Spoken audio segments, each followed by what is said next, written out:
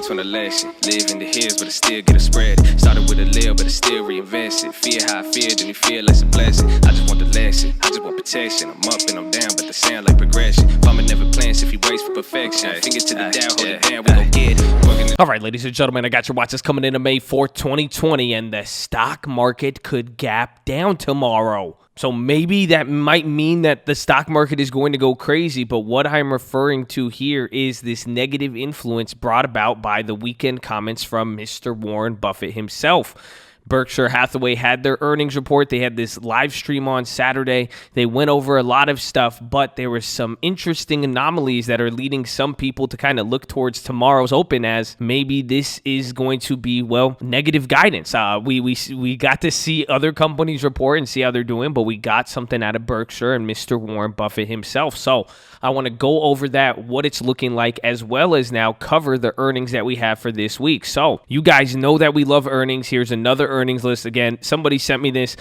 This is from Earnings Whisper. I feel bad because we just totally knocked it off and just they sent me. It looked pretty with our logo. Okay, but you could get this at Earnings Whisper. This is just some of the notable ones with a pretty infograph, but there's a few of these companies that I want to look at, and I already have some listed out. And then I also have 3 stocks that I'm looking for tomorrow, but are also going to be, pretty much all week play. So I'm pretty excited to go over that. I got some strategy to talk about. We got some earnings. We're going to talk about the outlook for tomorrow, how we look to play it. We did make a deposit in the long-term account. And again, if you guys have not been making a long-term account, make sure you do that. Don't trade anything here. You guys see the recommendation. I'm trying to getting those ones. Okay, yeah, you get it. Okay, but let us not delay. You guys know what you need to do. Drop your thumbs up on the video. Make sure you're subscribing. And if you don't know, we are live Monday through Friday, 30 minutes before open. It's the first link in the description, and it is pinned in the comments. We better see you there in the morning. It's free $99. It costs you nothing to join. YouTube.com/thestockmarket. All we ask is that you're positive and respectful. You can watch the plays, post the plays. Just hopefully we see you there. I think this is going to be a very exciting week, but I say that every week. I just have a lot of fun. So I don't know. Maybe you don't like being around that. I don't know. But either way, I hope I see you there. Shout out to Colt. But let us get right into this. As far as what happened here, this is why we don't know what the futures are looking at just yet. It's still a little early. We're going to find out pretty soon. Probably by the time most of you are watching this video, you'll have an idea. So check the futures. But this was the key that we got from Warren Buffett's report. The biggest headline is that he sold out of airlines. So even though I have that as the second thing here, one thing you're going to see is that he cut the entire airline position. So about a month ago, you heard Buffett selling a little bit of like Delta and some of the airlines he bought. They have sold out completely out of every single one. Now, this is interesting because this is Warren Buffett selling out of a position after establishing it 4 years ago. This is very unlike Warren Buffett. He even said it's my mistake. He said that's my mistake. He even took a loss on the position. So again, there's reasons why, and we'll talk about that. But another thing he also did, which is weird for some people. Again, most of you should know the Warren Buffett philosophy with everything, and he is the world's biggest perma bull, if you want to call it that. And I love Warren Buffett. He's a smart guy, very wise, very commonsensical. But one thing he didn't do here with markets, hitting a low of 34% at one point in the last few months, he did not buy any more. And this is very, very interesting. And why is that? Because he said nothing is attractive. And he brought up something that we've talked about. He said the option value of the dollar. He's talking about his dollar being able to get him more pretty much down the road. So even though prices have dropped, he's pretty much asserting that those billions of dollars of cash he's holding could get him a lot more. Now, he did buy some stuff. Again, when we're saying he didn't buy, we're just saying he went very, very small. He just scaled in and grabbed a small position. It wasn't as if he really started to try to establish a position or anything. And again, he did sell out completely out of the airline's position. So he said that's what they do.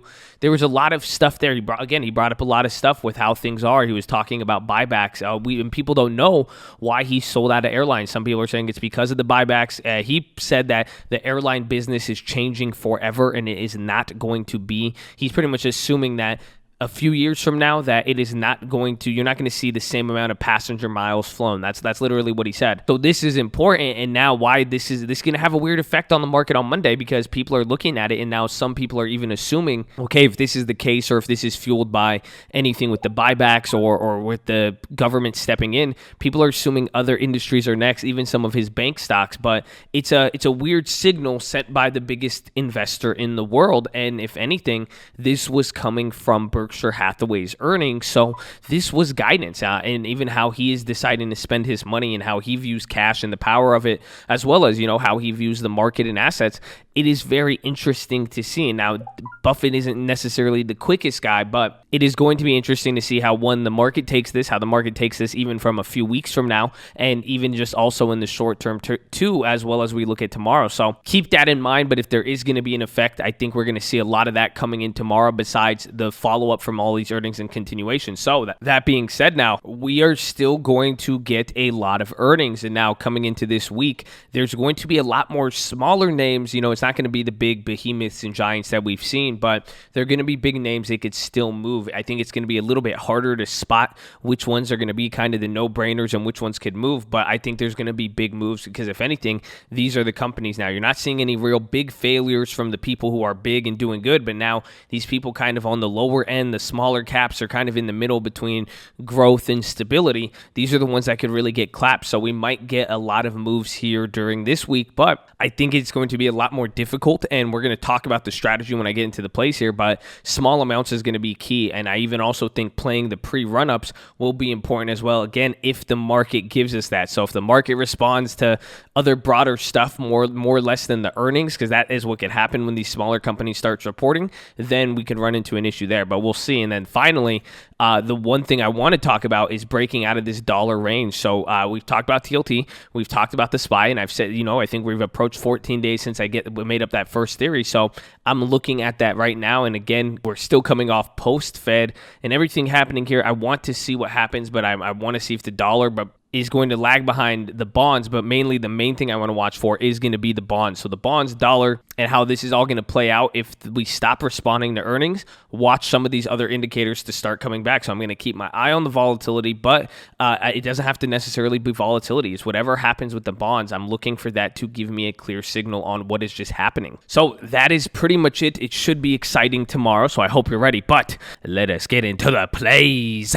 So right off the bat, here are my 3 plays: ROKU, Square, and Tesla. These are the ones reporting tomorrow, and we'll go over some of these companies that are reporting this week. I'll go over those as I get into them, but 2 of those on this list are ROKU and Square, and now I want to scale in so I don't miss the run-up. So pretty much tomorrow morning, I'm going to look to either try to spend $150 on each of them in terms of the call side, scale in from there, and then pretty much if that $150 does good coming into earnings, I think they're going to be reporting towards the end of the week. So regardless of what happens, so I'm hoping that it goes up before then, and my idea is that $150 that I make tomorrow, I'm going to ride that through before earnings, and then I'll be able to decide from there, okay, I'm going to play it for earnings, or maybe we should either buy more, scale in, scale out, whatever we need to do from there. So I'm looking at those though, but those are 2 volatile picks. They can move a lot. I don't know what the option premium is like, so that's what I need to look at. But this one, I want to just use the strategy of just scaling in. I know there's going to be the run up. I don't know if it'll affect the earnings contracts, but I know if it does, these are going to be the big movers, so I want to get in on those. So that is going to be the first play. The next play, we played this on Friday. We made the video. We did that.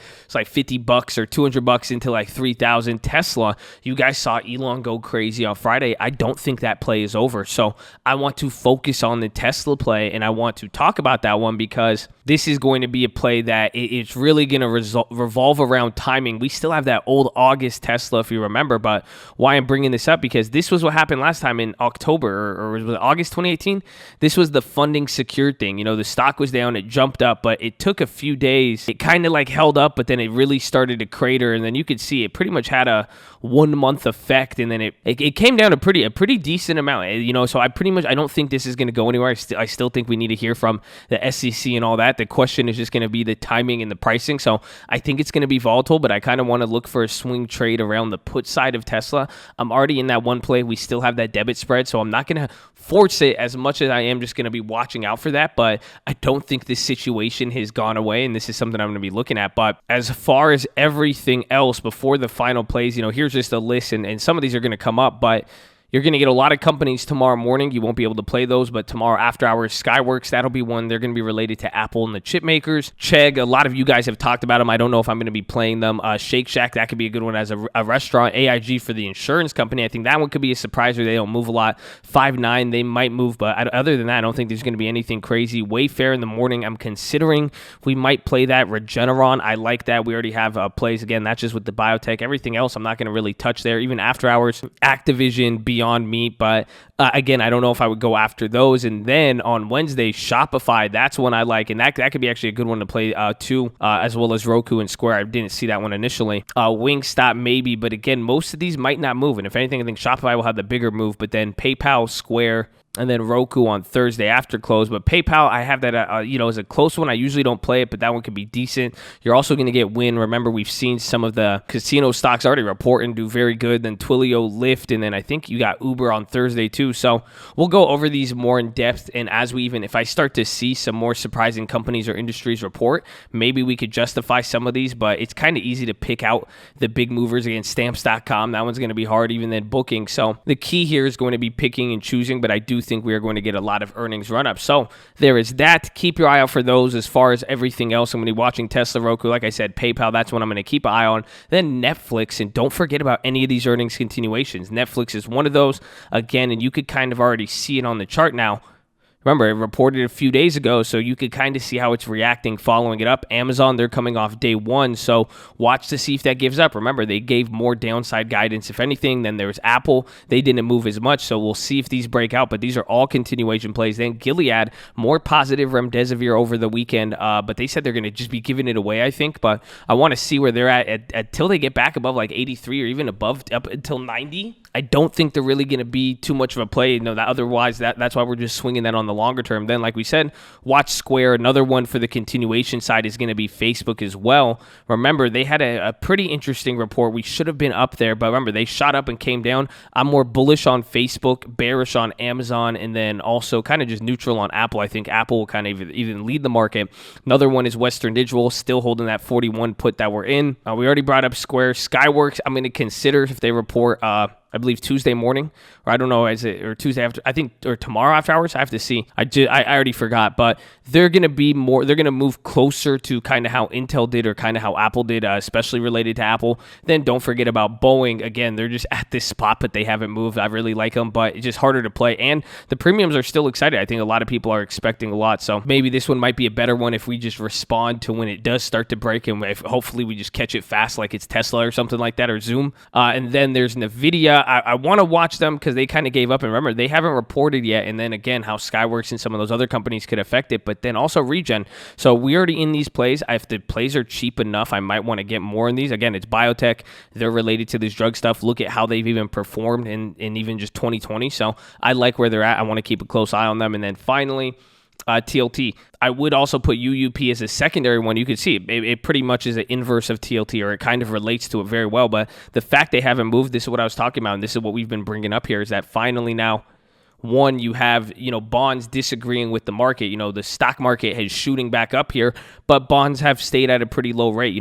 Otherwise, if the bond market was going to agree with stocks over here, you would see the TLT down here with stocks at the same price. But the fact is, TLT's up here. That means bond yields are low while the market is still low, even though it's kind of came up a little bit. So what I'm waiting for now is us to see either the bond market react or for the S&P to catch up with bonds this week, or even start that, and then we'll go from there. But that is your watch list, ladies and gentlemen. Make sure you're hydrated, healthy, ready to go. Make sure you post your watch list. Make sure we see you there in the morning. I need the armor on. I need the helmet shining. It's earnings, baby. You've got to pick and choose. Control the budget, and the key to all of this is scaling in. You saw me talk about the budget. I know the earnings plays I want. I'm setting aside the money. I'm going to start there. I'm going to scale in. We're going to go readjust before they report.